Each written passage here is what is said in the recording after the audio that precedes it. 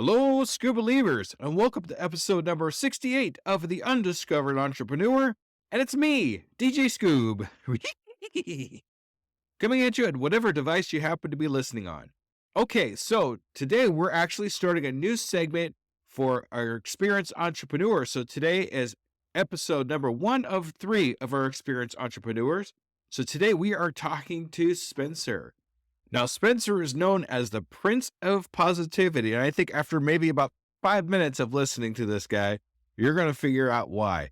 And make sure you pay close attention to, if you were watching on YouTube, pay close attention to what happens. It's amazing. I didn't even know this was going to happen. If you're listening on the podcast, when you're done listening, go watch at least the first 5 minutes on YouTube. It'll literally blow your mind, I guess you could say. But right now, we're going to listen to our first of 3 experienced entrepreneurs. So let's take a listen to Spencer Jones. Salutations, Scuba Believers, and we are here again with another amazing entrepreneur. Today, we're interviewing an experienced entrepreneur. Today, we're talking to Spencer. Hey, Spencer. Hey, how are you doing?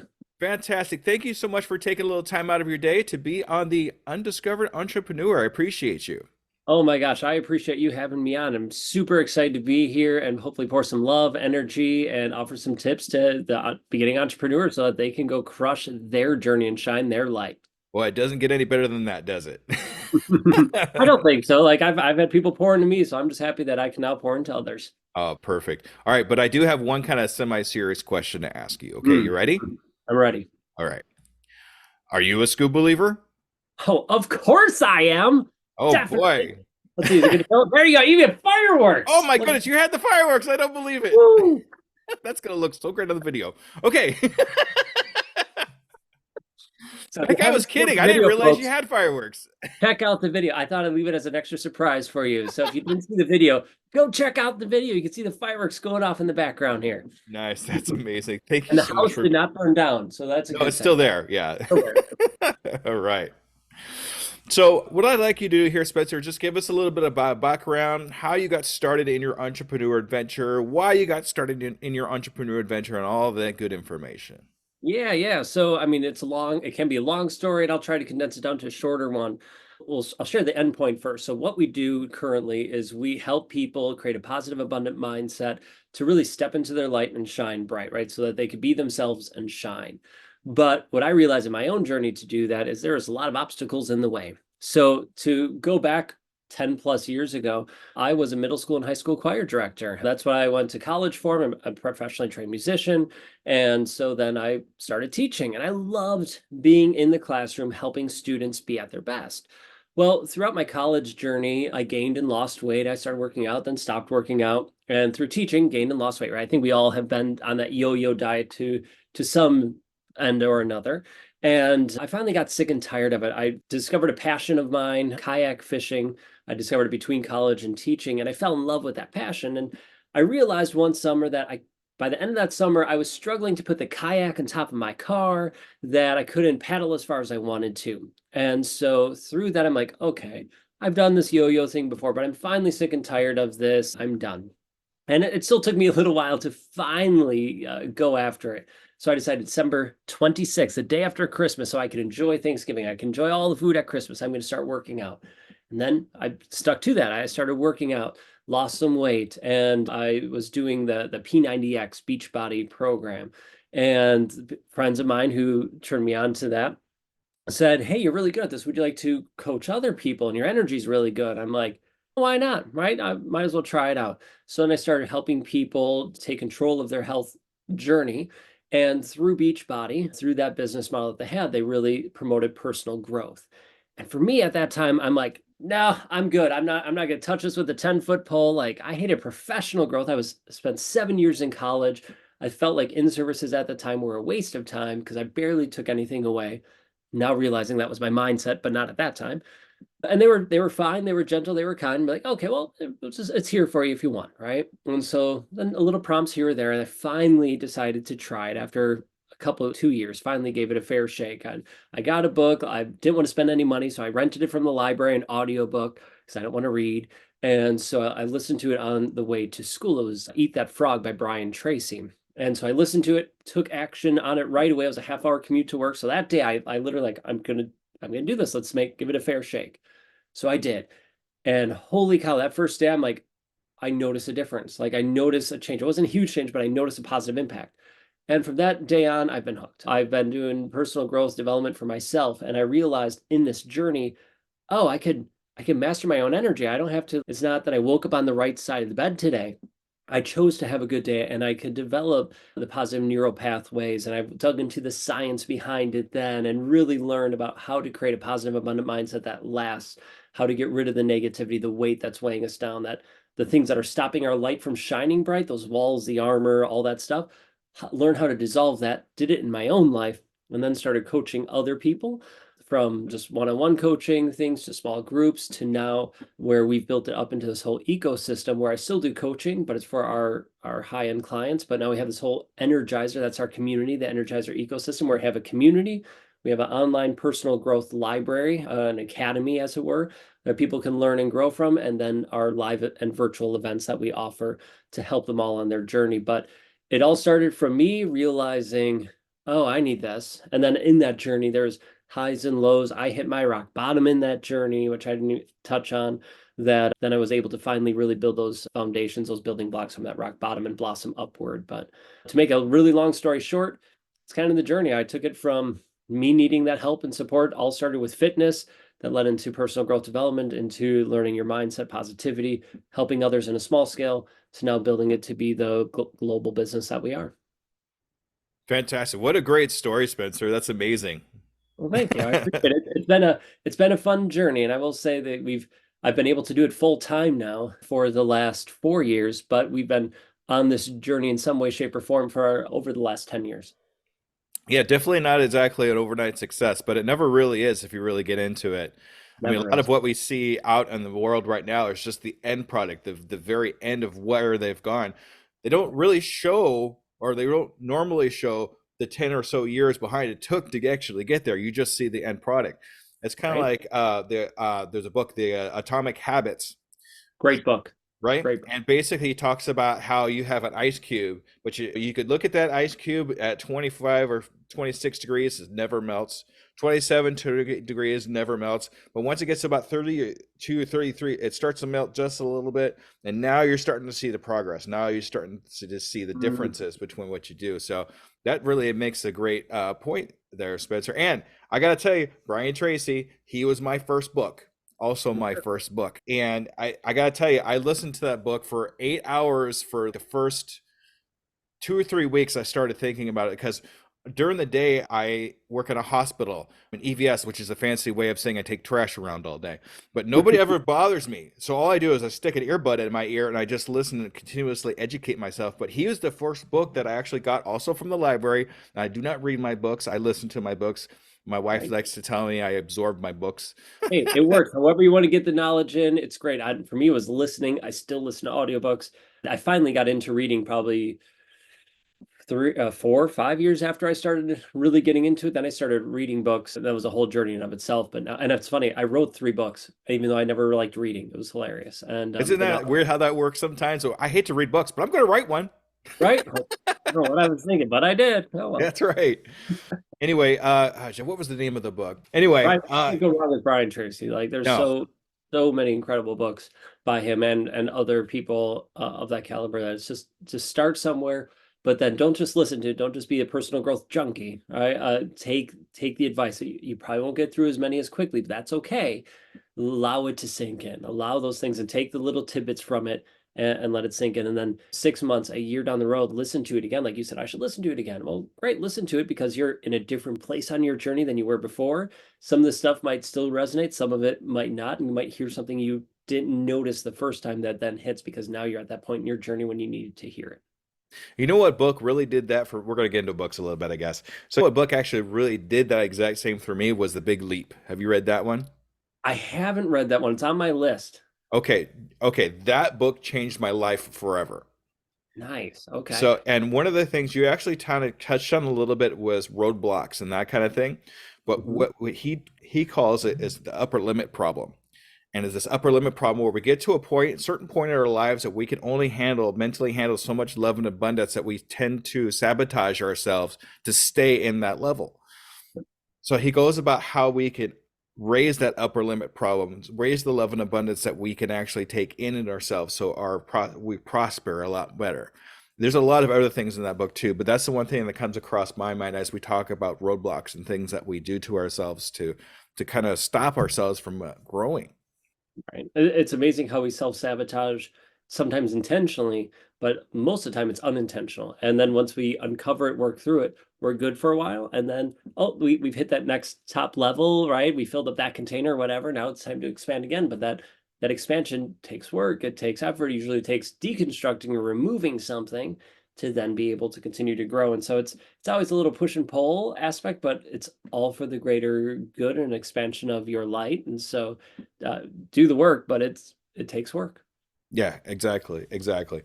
I'm a little curious about your mindset that kind of sets you off between the fishing and the kayak and not being able to lift that kayak to, okay, this is what I'm going to start doing now. I mean, what was the actual switch? Can you explain that a little bit more? Well, man, the switch for me was, I mean, so I really fell into that hobby and loved it, and so much so where I started chasing it all over the country, right? So I live in Wisconsin and in the United States. So then I was traveling all over the United States, kayak fishing and doing tournaments. And for me, it was just I saw people who were putting their kayaks on trailers because kayak fishing or fishing kayaks itself were starting to get heavier and heavier as they started to do more things to them, as opposed to just like a recreational kayak. And okay, so I had a fishing kayak. It was a little heavier, but I still should be able to get it up there. And I saw people get all these trailers and all these gadgets and all that stuff to make it happen. And I'm like, I just want to lift it on top of my car. Let's keep it easy. Let's keep basic. And I just was getting frustrated at the fact that I couldn't. And it was to the point where I was finally sick and tired of feeling sick and tired of being overweight. So the big transition point for me of being like, nope, this needs to happen. It wasn't it was partly at the end of the fishing season in fallish time, early fall, because then I had to go back to teaching. So my fishing time definitely got reduced. But we got out for Christmas break. It was like December 22nd, 23rd. I think it was one of those days. And here in Wisconsin, snow was falling, but I had piano students at the time that I taught that lived on a river. Well, the river never froze over because it was moving water and it was right around 32, 33 degrees. And so they said, hey, yeah, you can launch here and go fishing if you want. That's fine. I'm like, sweet. I'm like, I have a half day from school. This is awesome. I got off for winter break. Now I took my kayak there, launched my kayak. Well, to get down to the water was this big hill. And so going down there, no problem, right? So I'm out there fishing, didn't catch anything, but it was still fun being out with big snowflakes coming down. It was gorgeous. Well, now it's time to come back. So I get my kayak out of the water and I'm looking at this hill going, oh God, like I have to get this thing up this hill. Like, all right, let's do this thing, right? I'm feeling sick and tired of the way I look and felt, right? I'm a little more sluggish, not as strong as I used to be. And not that I really worked out a ton beforehand, but okay, let's do this. So I put a strap around the front of it, strap around my waist, started walking up, right? And dragging the kayak up. And I get two or three steps and I slide back down. And I get two or three Oh, steps and I slide back down. I'm like, okay, well maybe this isn't the way to do it. So then I push the kayak. I'm like, okay, cool. I got five or six steps. And then I slide two or three steps down. And this happened over and over and over again. I get like halfway up, and there's one point I got halfway, and then I slid like almost to the bottom of where I started. And I'm just like, I'm so exhausted, frustrated, pissed off, cursing and swearing everything. And then my piano students weren't there at the time, but cursing and swearing everything under the sun and just like feeling exhausted, depleted, frustrated, irritated at life and the fact that I couldn't do this. I felt like I wasn't a man, quote unquote, because I couldn't get this thing up a hill. Now, thankfully, my piano students showed up after from wherever they were going after shopping from school or the kids had off that day. So they came back, and then the kids were able to help me up. My two students and I were able to then get the kayak up on top of the car, fine. But I just felt so emasculated, just out of it, that I knew something had to change. And that was December 23rd. I was already planning on starting working out more or less, but this was like, no, this needs to happen. This is the last straw. And so for me, that switch happened when I finally felt like wasn't who I thought I was or could be, and had to make that shift to then work out, go move your body, do something good for you. And then that started this whole journey where now 10 plus years later, I still work out 5 to 6 days a week and eat healthy for the most part, 85% of the time, and then burgers and ice cream and pizza and all that other stuff too. But enjoy life. So, and then that allows me to chase my passions, to go kayak fishing now all around the world and country if I want, but I can go hiking and just enjoy life, whatever that is, right? Doesn't have to be extreme. It just allows me to be able to do what I want to do for as long as possible. Fantastic story. Thank you for going through all that. I'm having to relive that all over again. But It's part of the story, right? And so I'm happy I could share. So I'm sorry for the elaborate long stories. It's how I no, roll. that's why we're here. That's why this is a podcast, because we could tell stories. Right? So what's funny is that really has a lot of congruency to entrepreneurship in general, where you could take 2 or 3 steps and then slide down a little bit, then take 4 or 5 steps, and then slide down a little bit and get frustrated with yourself. But as long as you keep pushing forward, eventually, somehow, some way, you're actually going to get up there. And sometimes it does take the help from other people to get that kayak all the way up to the top of the hill, right? 100%. 100%. I saw that in my journey for sure. So initially it started fitness, right? Fitness of helping other people get fit and healthy. And then my friends, family. But then I was trying to find my niche. What would that be? Well, it makes sense to do kayak fishing. Let's do outdoor kind of fitness type stuff and target people who are kayak fishing, who you think kayak fishermen would be in good shape, but most of them are not, right? They're looking for a way to go fishing inexpensively at first. And then as the hobby takes you, you add more and more money to it. But I thought, well, let's do this. So then I met some people and friends who were entrepreneurs themselves. And so they recommend, hey, listen to this podcast, check out this blog, this book. So I started digesting all of it, listening to all the podcasts, reading the books and blogs and all this stuff to like, here's here's a freemium for your email list, and here's how to grow this. Oh, here's an idea, and here's this part. The thing that I missed when I was first starting out, and then transitioning into the mindset component outside of the fitness, right? To do the more positivity, abundant mindset, more energy. I say energy work, but learning how to master your energy sovereignty, that flow of energy, was that I had all these pieces of, oh, here's how to do this. Oh, here's how you can scale this. Here's how you can do this. But they were pieces of the puzzle, but they were all over the place. They didn't line up. It wasn't like, now start here, then do this, then do this, then do this. And even the books that I read that were describing it, I couldn't figure it out from like how to put it into my business. Because that's something that I've struggled with and still do to a degree, is I just need to kind of explain in my language at points, or but point it out in this way. And then all of a sudden, then the fireworks go off and, oh, da da da da da, this all makes sense. But I need it first laid out. And I didn't necessarily know that. I knew that was me, but also I didn't relate it to the business at that point until I took the plunge and hired a coach. So for me, it took me hiring a person, and we swapped, what am I looking for? Services. We swapped services, right? So he helped me of building my business. I helped him with his health and fitness and mindset, and more health and fitness and mindset because he was really rocking with that. So we swapped services. So that was a nice way to get in and do this without needing to spend a lot of money, since we weren't making the money that I was hoping we could make to afford to do all this. But I took the leap of a coach and then said, all right, what do I need to do? And he's like, all right, what do you have so far? So laid out all the stuff, and you could see it was like all over the place. And he said, all right, start here. All right, we already had a starting block with something. So he's great. But now let's add the next piece. Okay, now what's the next piece? So we started with a 5-day challenge, a positivity challenge, which we still do to this day about every other month or so. So I'll start with the 5-day challenge. And he's, okay, well, what's next? Where do they go from there? I'm like, oh, I never thought of that. Right? I just thought, I serve them with this free challenge, but then what's next? Oh, well, what should that look like? And we talk about it. And then also, oh, well, this is what I could put together. Well, then where do they go from here? Where do they go from here? Right. So we're building like the value steps, the customer journey, stuff I didn't know anything about, or I might have read, but it never clicked or resonated with me to put together. And also now I have a person holding my hand and going, oh, yep, now here, now here, now here, but how can you make it Spencer's? How can you make it to us and the Energizers? That's the family that we're building. How does that work and grow? And so once I did that, then we really scaffolded, so much so that in October, so I started working with him in late August. So in October, we made as much as we made from January through September in October alone. And then we kept growing in November, December. So, I mean, that was incredible. The next year, we tripled what we did in income from there. The next year, the third year, we stayed the same roughly revenue wise. And then last year, that fourth year, however that works with that, is we doubled or almost doubled what we did the last year. So, I mean, it's growth, right? So, okay, we did really well, and then we grew a little more, then we stayed a little bit, we grew a little bit, but then we doubled it. And now this year we're looking at continuing that growth. But it's all because I invested in myself, even though it was trading services at the time, but invested in myself and then became monetary of these coaches and people to help and guide me through this journey. Fantastic. And looking into somebody else to maybe kind of fit those puzzle pieces together that you kind of not are like, okay, they're over here, but they're just not quite fitting together to get somebody to, I don't know if you want to, take the hammer and hammer those pieces together, whatever it takes to get those pieces to fit together.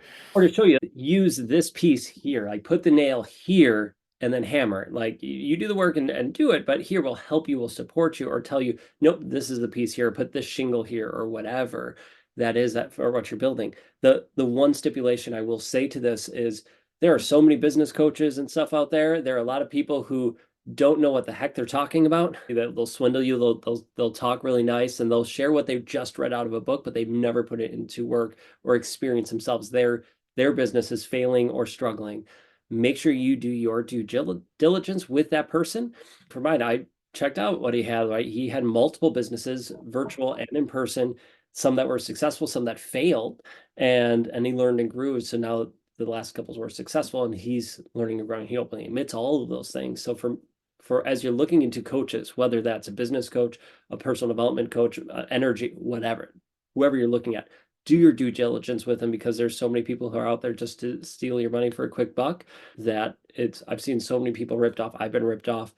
Don't just do your due diligence. You still might get ripped off, but hopefully not. And I'll tell you, that's why we value our community so much is because we vet the experts we relate people to. Like, oh, you're struggling with this, here, go talk to this person. Go talk with this person because we vetted them. We know that they know their stuff and they're there for you. Awesome. Yeah, that's a good way to do it. Keep an idea of what you're doing and who you're talking to. Make sure that if you can avoid that scam type of artist thing if possible, because it's going to cost you in the end. I think one thing that you mentioned, which kind of strikes me a little bit, is the value of exchange. And sometimes when we're doing things like this, it doesn't necessarily have to cost us actual dollars. Right. Sometimes you can exchange, for example, I'll give you an example. I have in my YouTubes and some of my shorts a graphic that I use of this is my logo behind me, by the way, of my logo. But instead of paying for it, I gave him 6 months worth of advertising on my podcast. So I got these fantastic graphics that I use for just about everything, basically for free. So it's just that exchange. Sometimes you could exchange something that they need for something Right. that you need instead of money, and it actually works out better that way. The barter system is a real thing. And I have used a barter system before, as I described, and still do to this day, because why not? If you and your services or the talents and things you have can help someone else, why wouldn't you want to help them genuinely? And then if they're able to exchange for something that you need and can do, great. So like the coaching thing, all right. So I bartered, gave him my services to help him. He lost 20 pounds and felt better, looked better, and all that good stuff. So he could do the stuff he wants to do more. And then he helped me with the business coaching. Then it transitioned to us paying him. But before that, it was barter or people coming to speak at our events, right? There's certain things we'll barter about, okay, you come speak and then you do this for us, we'll do this for you. Why? There's nothing wrong with it, right? And I love the point of it doesn't always have to cost money. Sometimes that's the best exchange to do and you don't have to worry about it. But there's lots of ways to barter as well and see what services, because remember what you have to offer, even if you're starting out, what you have to offer is valuable, right? Believe in yourself and own up to that, and then be willing to share that as you're trying to sell your stuff or build up your business and have the impact you want to have. Know that your stuff has value too. Don't downplay it too much. And then offer that with other people. And you know what? It was a risk. I'm talking to a guy who had 10 plus years of successful businesses and failed businesses and all this stuff. And I threw it out there thinking, he's just going to say no to me. Like, he's like, yeah, no, you need to pay me. I'm not going to barter services. Right. But he said, yes. Yeah. He took that risk with me. And who says the other person might not, quote unquote, take that risk with you, or it's something that they are looking for that maybe you realize or not. So The worst thing you'll get's a no. Okay. So if that happens, great. Then you could always pay them or figure out something else. That's okay too. Yeah, don't be afraid of no. I mean, Right. you never really know until you ask, and it's one of the fears that I actually talk about is the fear of no, and that fear of rejection of not they say no, oh no, I must not be a good person or something. No, but you never know until you ask, right? Nobody's going to know what you need. I tell my son this all the time. Nobody's going to know what you need until you actually say something to somebody. So always keep that in mind. Don't be afraid of the no. They might say yes. Right. You never know. And when you get that yes then, it's incredible. It's the first time I did like a real true sales call, right? Like I had the offer stack set and what we were sharing people. I'm like, oh my God, are they going to say no? Are they going to say no? Well, you don't know until you ask. And so if they say no, okay, you got to go through those no's to get through yeses. Just know you're going to get no's. Be okay with it. No, it's not personal. It's just what you're sharing or offering isn't for them at that time in their life or in that moment. Cool, maybe later on, maybe not. But keep going and don't let those stop you. I mean, I've had no's bring me down and be like, oh, come on, Spencer, I could do better, or you can do this. Okay, but then I pick myself up and I keep going. And I always try to lean in, especially before sales calls. I try to lean in and go, nope, what's the good? What does a yes feel like? What does that look like? How can we do this and build that positive energy into it? So when we go into the call, it's just positive energy the whole time, whether that's in person, on a call, or whatever else. Exactly. And you always have to remember that yes lives in the world of no, Hmm. right? So you don't get to yes until you get through the slogs of no, till you get to that yes, right? So we got to keep that in mind when we're doing our sales calls or when we're talking to people. Don't be afraid to get that no. Sometimes you want that no because that means that you're getting closer to yes. Right. Exactly. Exactly. All right. Oh, and one more thing I want to say because my wife always talks about this too. There's times where you'll hear the same thing over and over again from different types of people, even from your wife. But somebody will say it exactly the same way she did, and you'll go, "Oh yeah." As- Right? You've she heard it a tells me all the thousand time. She says, "I told you that before," and I was like, "Yeah, I know, but for some reason it clicked this time." I love you, honey, but it just didn't click. I'm Yeah. sorry, but now it, right? And then they'll get mad at you or whatever potentially, and you're like, okay, but at least it clicked now, and just keep going for it. I've That's happened with me and my wife multiple times, and now I'm finally starting to pay attention more and let it hit when she says it. It But it's works out taken better. 17 Yeah. years. It works. All right.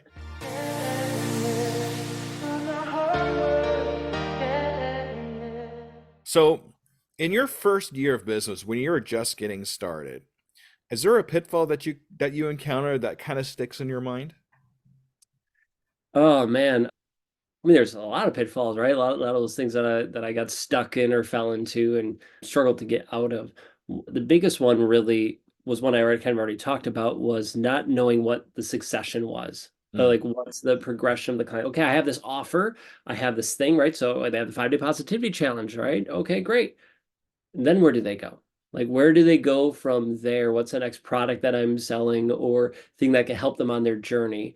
And so that's was the biggest pitfall. And the coach helped me understand, okay, now here, start here, then go here, then go here, then go here, right? Building that product line for us, but also then the client journey so we understand. The other big pitfall was, it's not about you, it's about your client. What are they saying? What are they feeling? What are their pains, their problems, their struggles? What are they going through that then you're using that language to to connect with them? And for the longest time, I'm like, oh my God, I feel salesy doing this, like saying it like this, because that's not exactly how I would say it. In all actuality, looking back, most of it was how I would say it, I guess, but it didn't feel like that at the time. I'm like, because I'm intentionally I'm using their language, I'm using the way they comment or that they think because, well, I want to make sure that I relate to them. And it felt slimy and felt off, but really, I know what I could do. It can help them and serve them. That now I'm just making sure that it clicks with them. Like when your friend says that thing to you instead of your wife, and it all of a sudden light bulb goes on, that's all you're doing for your client or your customer is you're saying it in the way that that light bulb moment goes on for them, and they go, oh, yeah, let me go with them, right? Let me go with DJ Scoop. Let me go with Spencer Jones and the Energizers. Let's go with you or whatever, right? Let's do that because it clicked with because you're using the language that resonates with them. exactly. It's funny how that goes right back into what we were talking about earlier. as the language and the clicking and all that kind of thing too, is using there's nothing wrong with using the language of the people that you're trying to help. That's actually probably better than trying to use your own language. Because I mean, if I'm speaking English and then this other person's speaking French, he's not going to understand what I'm saying. If I'm talking about email courses and things like that, but you're talking about car sales, there's not going to be any kind of camaraderie there. There's not going to be any clicking. So, I mean, if you go, I mean, for example, if you do coaching like we do, you want to go into people that need to be coached, listen to their stories, listen to what they need, and then use that same language again so they understand what you're talking about. They understand, oh, yeah, I know what he's talking about. Yeah, I need that. So don't be afraid to get into the language of the people that you're trying to help. And ask them, like, just ask them, hey, what are you struggling with right now? Or, hey, what do you even do on a Friday night? Or when you're struggling, what are some things you feel? Just throw out those questions on social media or in your friends group or who your ideal clients would be and see what people say. And then pull those things in. I've done it. And then, like, in a day or two, I make a post using one or two of those words, right, that they're struggling with. And it's hilarious to me because I see it from my side of it. They don't necessarily brought that connection that they commented and said those words on a post. And then I just made a post about it. And they're like, you're reading my mind. Get out of my head. Not in a bad way, but you're exactly, you know what I'm thinking, or that's exactly how I feel. And I get not so many, I get a number of those comments in my posts and in my emails and different things because I'm in their mind, in the language that they're using and putting it in there. And that just means, oh, good, it's hitting home, it's resonating, it's clicking. So now we're building up that trust within us and the stuff that we do. Well, if the customer knows that the question, they're more likely to think that you have the answer to it, right? Exactly. Exactly. All right, that's awesome.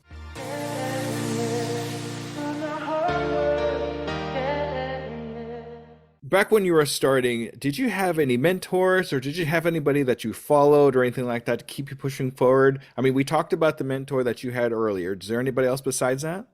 Yeah, so I mean, the mentor and my coach was Michael Faber from Unleash You Now. You check him out if you he's great, and the Unleash You Now family's awesome still, and I still work with them. The early mentors before I hired the coach, that would be Pat Flynn, and right, I big Pat Flynn fan, and just loved the podcasts and books and different things. Got his stuff, learned and grew from him until I feel like I've I mean, I'm not above him by any means, but I'm beyond where he's teaching. So then I had to move on, right? And that's okay, right? We outgrow those teachers for that time, and then we move on. Although I'm sure I still can go back and learn from him. But Pat Flynn was a big one. Chris Ducker was His another person, buddy. right? Yeah, his buddy, right? So I've met Pat Flynn, then I started listening to Chris Ducker, I think probably because of Pat Flynn, and really followed those two and listened and read their stuff and kind of worked with them just a little bit through the stuff that they were doing, little groups or challenges that they offered. And those were my main two outside of different books and things that I purchased and read. Yeah, because of Pat Flynn, I also started following Amy Porterfield. Yep, same here. Really Same here. good, really good. And then Entrepreneurs on Fire. Oh yes. Yes, yes, yes. I've listened to that many times and just other recommendations. Pat Flynn, especially when you're starting out, like he offers so many great tips and strategies to do it. But again, that pitfall that I ran into, I was listening to Pat Flynn, I was listening to Chris Ducker, Amy Porterfield, and these other ones, that I got all these great pieces, but I didn't necessarily have that systematic approach, which I get it. It's a free podcast, right? If you want to get more of an approach, you pay money or you barter or whatever to make that happen. So I get it. I'm not blaming him, but I felt, oh, this is it. Oh, this is it. Oh, here's the golden egg. Oh, here's this. Oh, here's this. And it's no, they're great things to have, but nothing's going to flip the switch and make it an overnight success. How we've been 10 years in this thing, and I feel like we haven't had an overnight success, and we're a lot more successful than we were. I'm also feeling like we're just on the cusp. We're on the cusp of something incredible.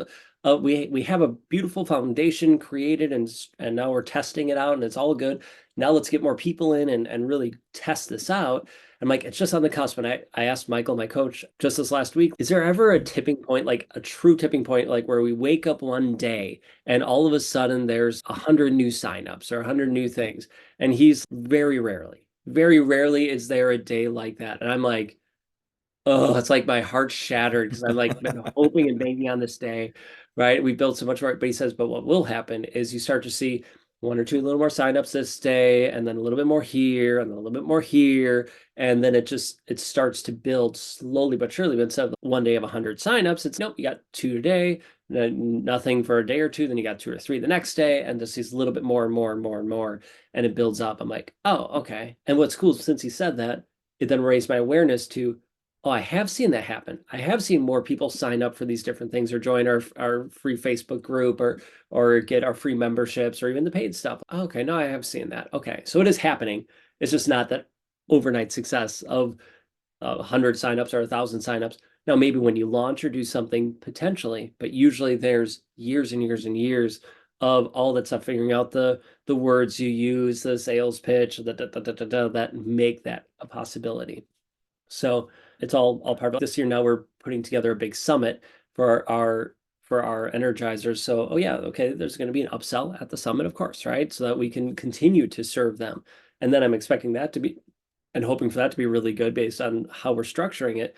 But all that work that led up to that and getting people to that event, right? That, yeah, it wasn't an overnight success by any means, even if it was like, here, one day we're here, one day we're here on paper of how many people are signed up, but all that stuff beforehand led to that moment. Exactly. I actually have a thing about that I always say. Those little things that we do, they're like snowflakes, right? And when we get a bunch of those snowflakes together, we turn them into a snowball. And then if we get enough of those snowballs together, we either start throwing them at each other or we make a snowman, right? And so when we finally get to that last piece, that's our snowman or snowball fight or whatever it ends up being. It's just the little pieces that get together that finally make that one final product that you make. Yeah. It's truly incredible. And it's all added up from all those little things, all those going back to habits, right? The James Clear Atomic Habits, those habits that you do a little bit every day, right? I didn't lose the 40 pounds I lost from one workout I did. No, it's a daily working out 5, 6 days a week. And okay, watch what I'm eating. It's the business. I'm putting in the reps of connecting with other people, inviting people, and doing the daily habits I need to do for the business to keep it growing so we can continue to impact people. But it's always built up on those little things that add up over time. Fantastic. I love it. Love it.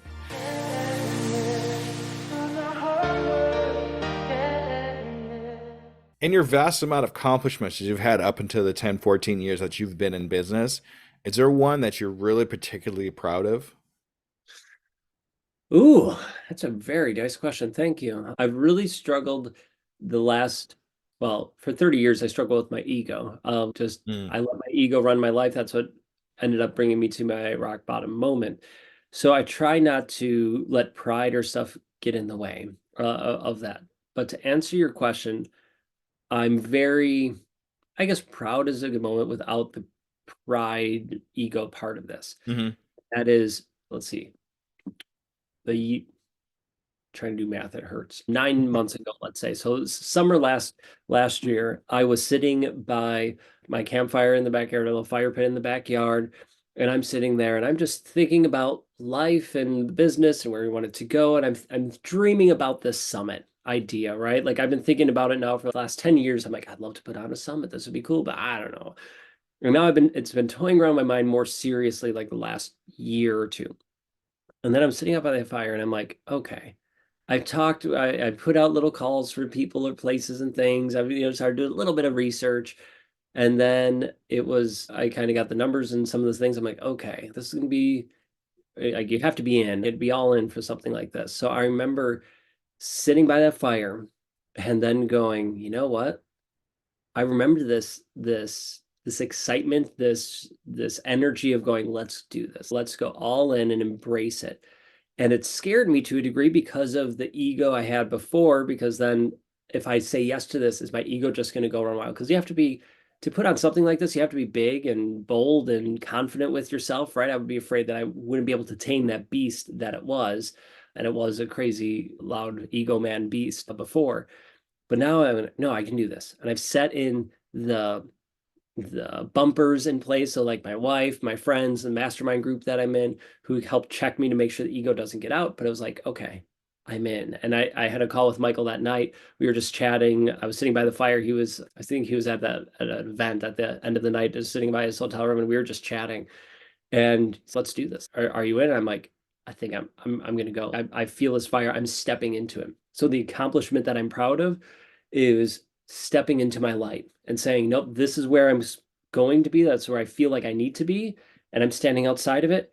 And that night I took that step in. I stepped into that light and just owned it. And I knew I had stuff in place. Okay, I got to keep an eye out, a little worry for this, but I have the checks and balances in place to help me. But I'm fully owning it. And oh my God, it was so energizing, so freeing, so exhilarating, scary at the same time. But that just means that we're doing the right stuff and headed in the right direction. It means we get to impact more people and help more people. And it just made all the difference when I was able to fully embrace that light, step into it, and then shine. And it's been incredible ever since. Stressful. I mean, it's raised everything, right? Doing that, like all of a sudden, the roller coaster of emotions, as much as I'm good at managing it to a degree, it's been a much more drastic roller coaster with some higher highs and lows and all that good stuff. But wow, is it worth it? And it's so much more. I mean, it was fulfilling before, but now that much more fulfilling. Wow, that's amazing. Yeah, it's amazing how we go through those different types of things. First of all, ego has had its job for a really long time, so it's going to fight you because it wants to keep its job. Right? So, but once we could actually push that ego aside and start accomplishing the things that we really want to accomplish without having to work to feed the ego, it really turns out to be so much better. Right. And a lot of time, one of the biggest things I talk about in my podcast is fear and what that actually means. And when you actually fear something and you get excited about it all at the same time, that's it's definitely something that means saying, hey, you need to go this way. This is the Mm, right direction because you fear it, which means it's good. You need to go towards that fear. It's not like a saber-toothed tiger that's going to eat us, right? It's not that kind of fear. It's the exactly. fear of, well, I don't know what it's going to be, but you know what? It's exciting, so let's do it. Do you remember the acronym for fear by chance? I've heard so many. I'm drawing a blank as I'm thinking That's about. okay. It's a false evidence appearing real. That's right. That's right. Yes. Right. And so many times we let fear hold us back. But if we do look at a calculated risk and it's not a saber-toothed tiger, a ledge, or a bus screaming at us, or anything that's going to truly harm our life, step into it, own it, and embrace it. Who cares if you quote unquote fail from it? You don't reach that goal or thing you wanted to. You learn from it. Take it as a learning experience, and then you just got stronger and wiser for the next time that something comes up, right? And you might have less obstacles then because you already know how to overcome it from that experience. But yeah, embrace fear and own it, and just be happy you're alive and get to have that experience. Exactly. And we don't want to know what's going to happen if we don't do that. I mean, then it turns into regret. What would have happened if I did do this and but I didn't. So now what would have happened? What could have been? So that's why it's so much better to embrace fear and move into fear because now we know and we either learn from it or we succeed from it. Exactly, exactly. And it's especially any point of your entrepreneurial journey, step into it and own it. I think probably every guest you've had on here who's gotten into fear at some point has said this, hopefully said the same thing. No, just go for it because it's part of this journey. Exactly. But see, now we're hearing it in your voice, so maybe it might click with somebody. Hey, you never know. That's Never. right.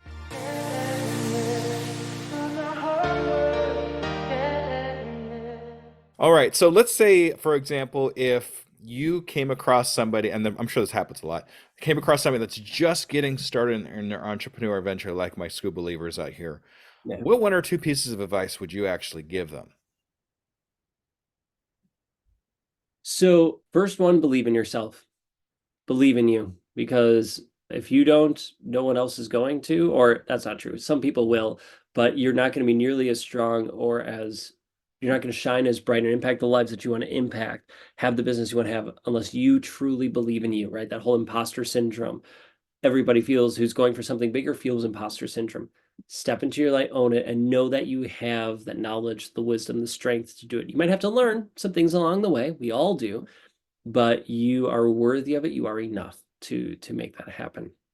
So believe in you. The second thing I would say is, as you're just starting out on this journey, do the research, right? Do the research in what you're doing, what you're sharing, what you're building and creating, and figure out the not sexy part of it. What's the language that people use? What are the value steps? What are those things? So now I can have a solid foundation and then get going. But don't be afraid to get going as you're building that foundation, because you won't know until you start testing out even a little bit and bringing people in of testing this out. And then you're like, this didn't work. I got to change it or adjust it or strengthen it or whatever it is, or just throw it out and try something new and great. But you won't know until you start testing it out. That's two, I guess. I'm going to add a third one because I'm sassy. Oh, And then good. Yes. it goes in, it goes in with the first one. This is something that I say all the time, whether it's on my podcast or stages or wherever, that I just hope that everybody here knows no matter what happens, good or bad, you are amazing. You are worthy. You are enough just the way you are, right? You don't have to do anything, change anything, or prove anything to anyone, not even yourself, because you are truly amazing, worthy, and enough. So embrace that, let that energy flow through you and course through you, and show in everything that you do, because you truly are amazing, worthy, and enough, even if you don't feel like it at that time. You are. Great words. Great words. Thank you, Spencer. I'm sure that's going to touch somebody out there.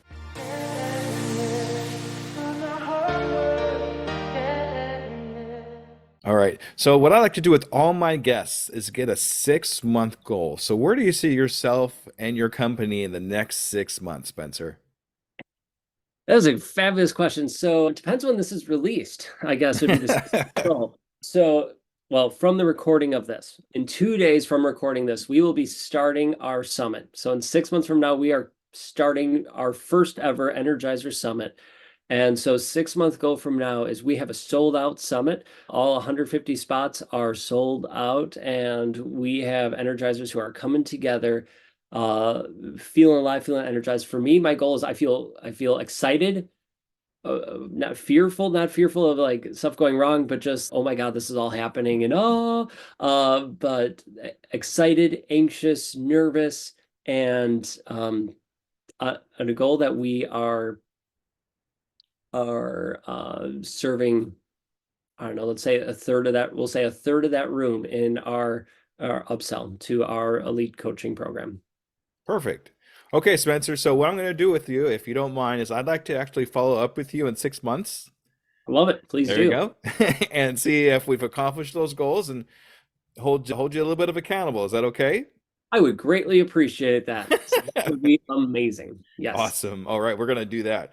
All right, Spencer, this is your time to shine. This is the time where I'd like you to kind of advertise yourself, tell us about what you do and how we get a hold of you. Okay? Ready, set, go. Well, I'm Spencer Jones, the Prince of Positivity, and I'm here to help you get energized. If you feel like you're struggling, exhausted, frustrated, overwhelmed, and you'd rather feel energized, excited, get that breath of fresh air, less stress, and ready to go after life, then we're here to serve you. We have a community, we have an online personal growth academy that teaches you all the tools and strategies to overcome those roadblocks, and live events and virtual events to help you, give you those tools and strategies, but get around amazing people at the same time. So if that resonates with you and you're just ready to step into your light and shine, come check us out. All you have to do is go to wearejonesinfor.com. So we are, and then JONESINFOR.com, like you're Jones and for some positivity. So feel free to check that out. We're on all the social media platforms at Jones and For. Feel free to message me, any of that good stuff, but you can get all the information on our website, wearejonesinfor.com. And just remember this, you've heard me say it before, you get to hear it again. You are amazing, worthy, and enough, just the way you are. Thanks. All right, Spencer, that's amazing. Thank you so much. Any of that stuff will definitely be in the show notes. So if you just want to click on it, it'll be there for you. Spencer, thank you so much for being an undiscovered entrepreneur. This was an absolute blast. I just love talking to you. We can do this for 2 or 3 more hours. I totally agree. I had an absolute blast, and the time flew by. I'm like, how is it this time already? I don't know. Right? It was perfect. Thank you so much. I appreciate you and everything you are doing. Thank you. All right. All right, Scoop Believers, make sure you stay tuned for the wrap up. All right, everybody. Thank you so much. Bye bye. All right, ladies and gentlemen, that was Spencer. Man, Spencer is great. He had so much great information. We have a lot in common, a little more than I thought we were. We both love Pat Flynn. That's probably one of the biggest things I could talk about. I love it. Such a positive guy. I really loved his positivity and his story about the kayak. So many kind of references on how entrepreneurship actually works, being sliding up and sliding down, and then actually getting some help to get all the way back up the hill, and how that ended up being a tipping point for him and his entrepreneur adventure. So always keep that in mind as you go along in your entrepreneur adventure. Don't be afraid to get help from other people. You are going to slide. It's going to happen. I mean, be prepared for it because it's going to happen. But eventually, if you keep going, keep pushing, get help from others, you're going to get to the top of that hill. Anyway, thank you, Spencer, so much for being on the Undiscovered Entrepreneur. I really appreciate you. All right. So, a little bit more about what's going on with me and what's happening in my life right now.